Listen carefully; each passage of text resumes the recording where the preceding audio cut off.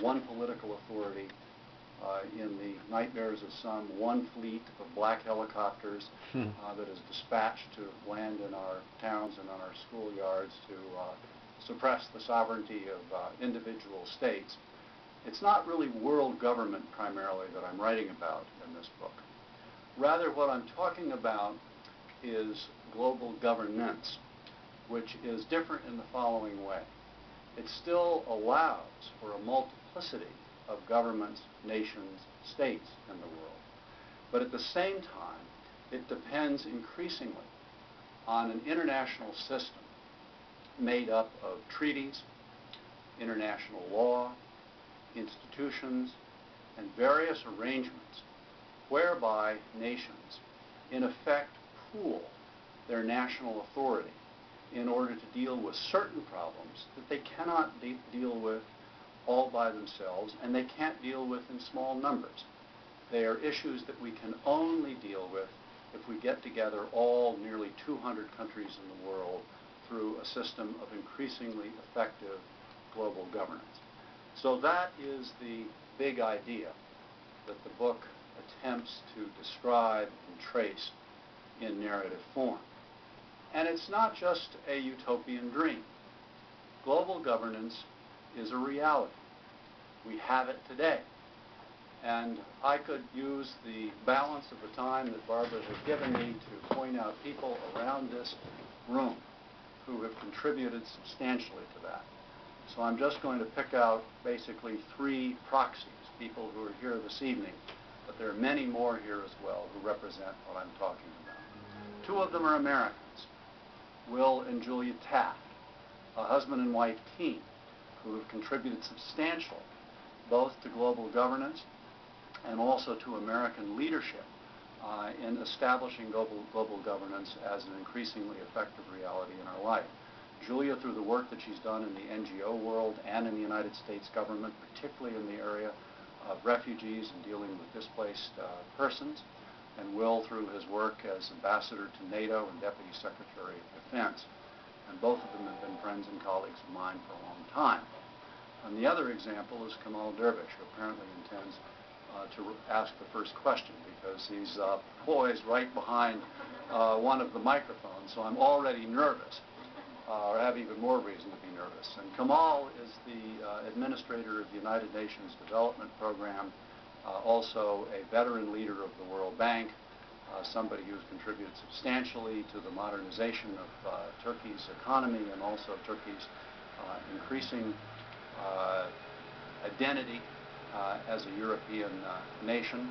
And if all of you have time on your way out, make sure that Barbara and her colleagues are stocking plenty of copies. Global Warning, The Last Chance for Change. Which is a superb book that he has written on global governance.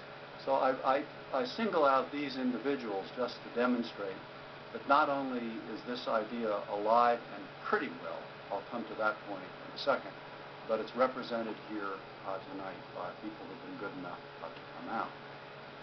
Now, obviously, given what I've already told you about the time frame of the book, namely going back to prehistory, I spend a good deal of the first half or so of the book on history in two senses. First of all, recorded history, that is what we think to be the facts about how humanity has developed over the millennia. But the second is what I might call imagined history, as manifest in both myth and also in religion.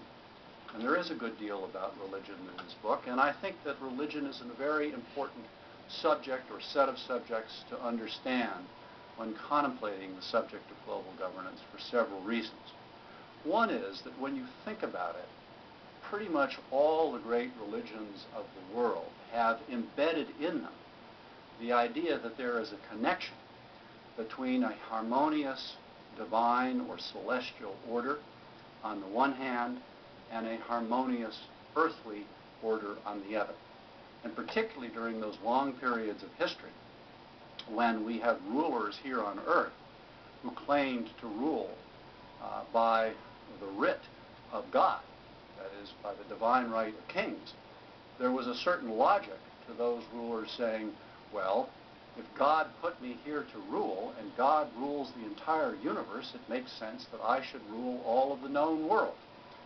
And there you have, in one sentence, or maybe 1.5 sentences, the history of empire. The history of mankind. In a moment.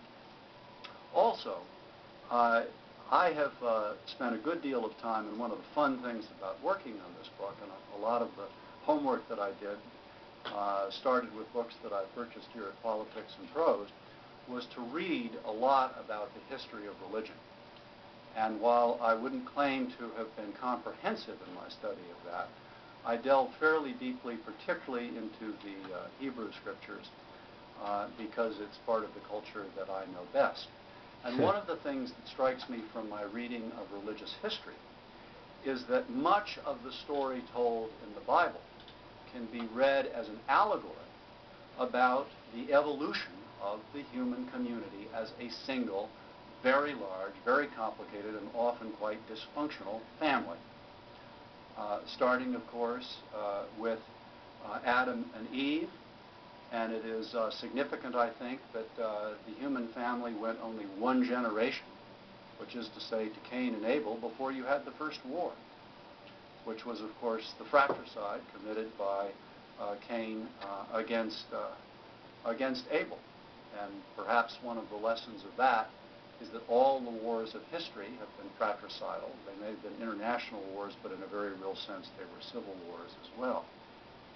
And another reason that it's so important to understand religion when addressing this question of global governance, internationalism, and its component subject, which is that of nationalism, is that religion has been both such a unifying force throughout history, but also such a divisive force, precisely because there is such a huge diversity of religious faiths.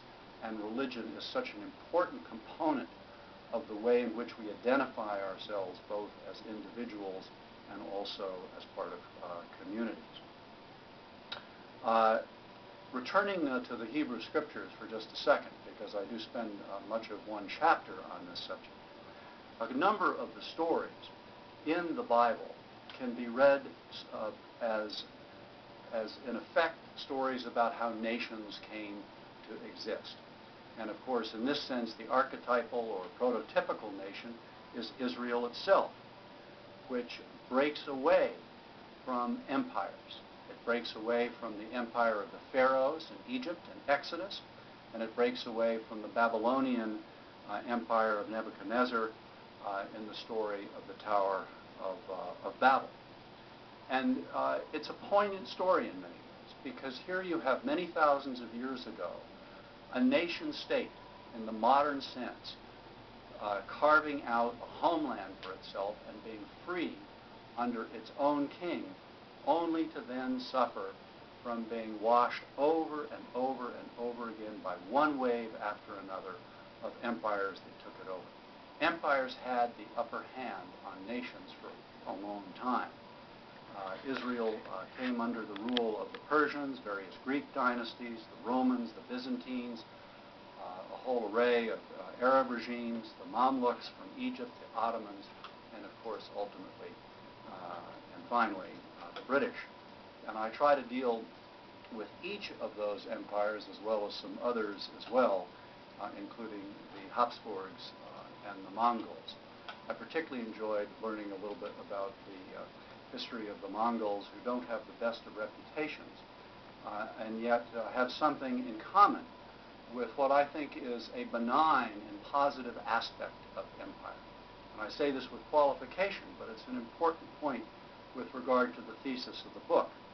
And that is that as a general proposition, empires, precisely because they were multinational, precisely because many of them stretched across entire continents and reached across